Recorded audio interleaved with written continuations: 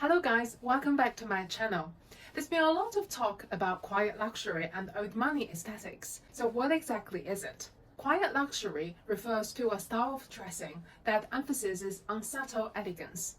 So it focuses more on quality materials such as silk and cashmere rather than flashy branding. So when it comes to handbags, what is not quiet luxury is brands like Louis Vuitton, Gucci with these bold logos. For good examples of quiet luxury, think of brands like Celine, certain lines of Hermes. I wouldn't call Birkin a quiet luxury because Birkin is definitely not quiet. Today, I'm reviewing two handbags that are quiet luxury style. They're both made by Celine. The Classic Box handbag. One is the newer model, the other is a vintage model.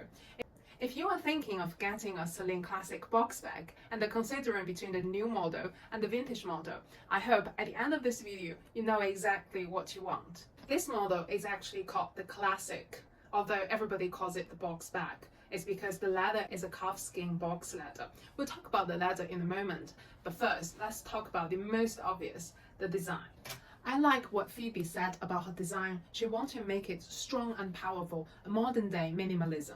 And she did it. It's very structured with very clean lines. The vintage model has a similar shape with the flap in front.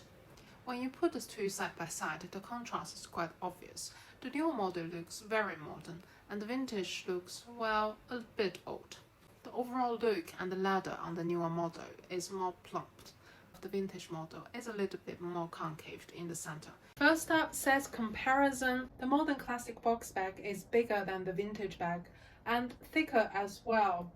So you can fit bigger things in this as well. I do notice that the brands nowadays tend to make the bags bigger when they reissue an older model. For example, the newer Fendi bags are bigger than the classic ones as well. Another big difference between these two bags are the buckle.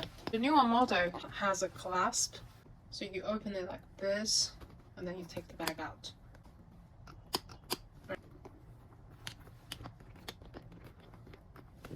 The vintage model, you open it, take it out, and then you put it back.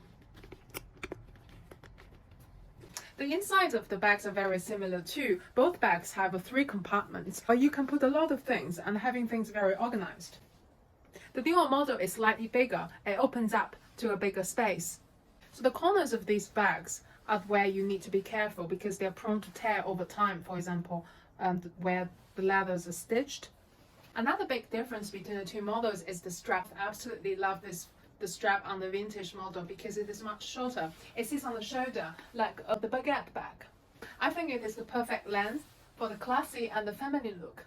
The straps on the vintage model is also adjustable.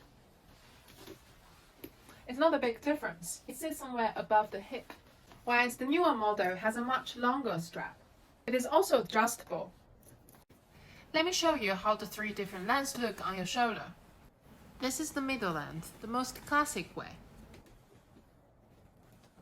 This is the longest.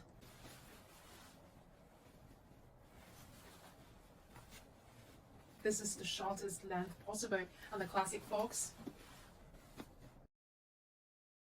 A lot of people have complained about the 2 metal parts on the strap that help you adjust the length.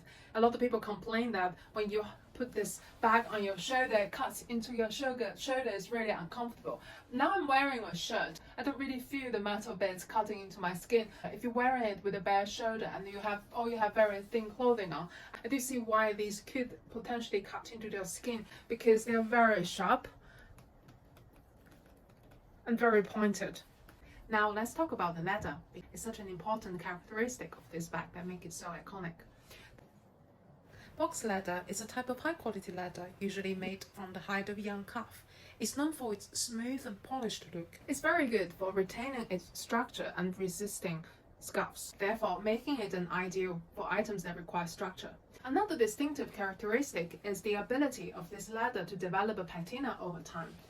In comparison, the new model seems a little muted, whereas the older model has much more shine to it because it has developed the patina over the years. A downside of this leather is that it scratches very easily.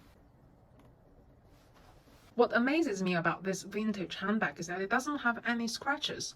I've shown you the scratches on the new model just now. It's so obvious. But this vintage model is supposed to have survived for much longer than the newer model, but in fact it doesn't really have any obvious scratches apart from the few ones over here. Some people believe that brands don't use as high quality material as before, and buying vintage is the only way to get to the top quality premium leather. However, there is no evidence showing that the leather on the newer model is less superior to the ones on the vintage.